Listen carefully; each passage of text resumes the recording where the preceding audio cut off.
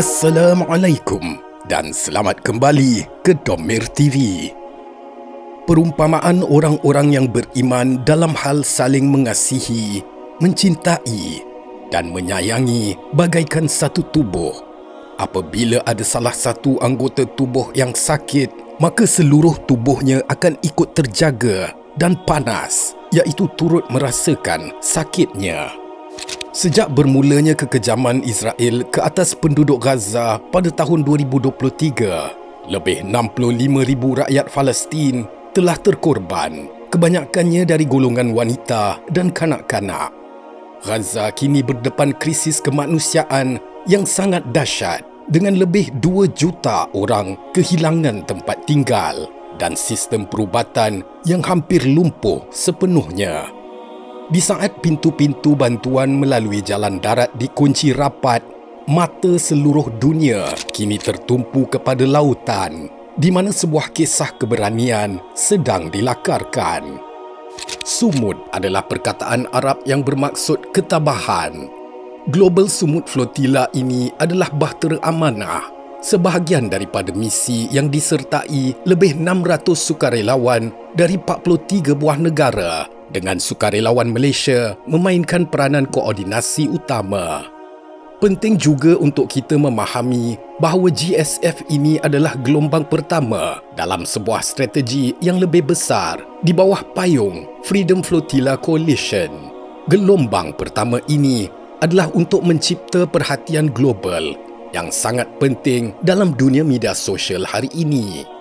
Matlamatnya adalah untuk membina satu tekanan kuat ke atas Israel oleh masyarakat antarabangsa yang kemudian akan memaksa rejim Zionis dan penyokong-penyokong utamanya untuk membuka sekatan haram mereka ke atas Gaza. Mengapa Global Sumud Flotilla sanggup mengambil risiko ini? Antara penyebab besarnya ialah kerana ia berakar dalam akidah kita. Ia menjadi satu bentuk usaha untuk menunaikan fardu kifayah, gabungan antara ikhtiar dan tawakal, dan satu penegasan untuk melawan kezaliman.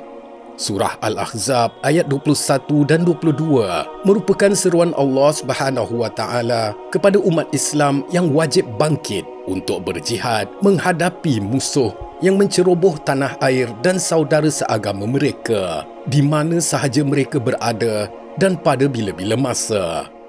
Allah SWT mewajibkan umat Islam agar turut serta berjihad mengikut kemampuan masing-masing. Terdapat negara yang boleh menghantar bekalan senjata dan pasukan pakarnya. Pada masa yang sama, terdapat juga mereka yang menyumbang dari sudut kewangan dan tenaga pasukan perubatan serta kebajikan. Sejarah misi laut seperti yang dilakukan oleh GSF penuh dengan bahaya, seperti tragedi ke atas Mavi Marmara pada tahun 2010. Dan kini, ujian getir itu telah pun tiba. Pada pagi 2 Oktober 2025, Perdana Menteri Datuk Seri Anwar Ibrahim telah mengutuk sekeras-kerasnya tindakan Israel yang memintas Global Sumud Flotilla. Beliau menegaskan bahawa kapal-kapal ini membawa orang awam tidak bersenjata dan hanya bekalan kemanusiaan. Menurut laporan sebelum ini juga, 2 buah kapal iaitu Alma dan Sirius telah ditahan oleh tentera Israel di zon R3. Di atas kapal-kapal ini, 23 wirawira kemanusiaan dari Malaysia turut menjadi tawanan haram oleh pengganas Israel. Terkini pula, Datuk Seri Anwar Ibrahim mengumumkan bahawa kesemua 23 aktivis dari Malaysia telah berjaya dikeluarkan dari cekaman negara teroris Israel.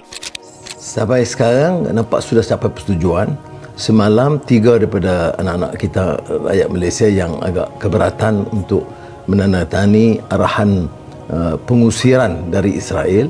Tapi pendapat kita adalah untuk mereka bersetuju, dan kita bincang juga dengan Ketua Pengarah Sumud Nusantara Sani untuk mengajak semua pulang dan kita susun strategi berikutnya. Dan Alhamdulillah 23 sekarang menuju ke lapangan terbang Ramon di selatan Israel dengan pesawat khas dari Turki yang mengangkat mereka ke Istanbul. Kita juga bicara tentang semua, termasuk Eropah dan rakan-rakan Indonesia dan lain-lain negara yang bersama dalam rombongan kebebasan Sungut Flotilla, yang pada hemat saya sangat berjaya dari sudut ini. Mereka tahu tidak begitu mudah untuk sampai di bawah rejim penjajahan Israel, tetapi mereka telah memberikan sumbangan yang besar, kesedaran kepada ratusan juta rakyat di dunia bahawa rejim ini tidak hanya menentang apa yang mereka ungkapkan sebagai kelompok ganas, walaupun bagi kita ini gerakan pembebasan Palestin dan Gaza, tetapi mereka juga melarang, menghindar dengan keras apa juga bantuan kemanusiaan. Ini hanya berlaku kalau negara itu dipimpin oleh dan mengendali serta mempunyai falsafah yang sangat kejam, tidak bertamadun. Negara yang bertamadun sekurang-kurangnya akan memberi ruang untuk bantuan kemanusiaan. Tetapi mengapakah Israel masih tidak peduli?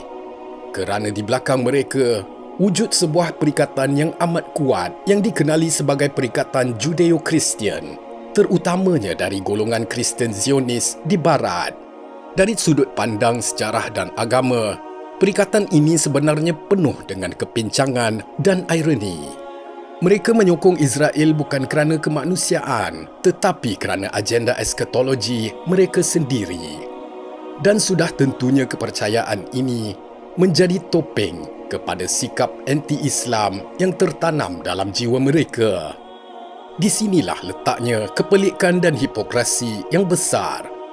Dari sudut teologi, penganut Kristian secara tradisinya percaya bahawa kaum Yahudilah yang menolak kenabian Isa.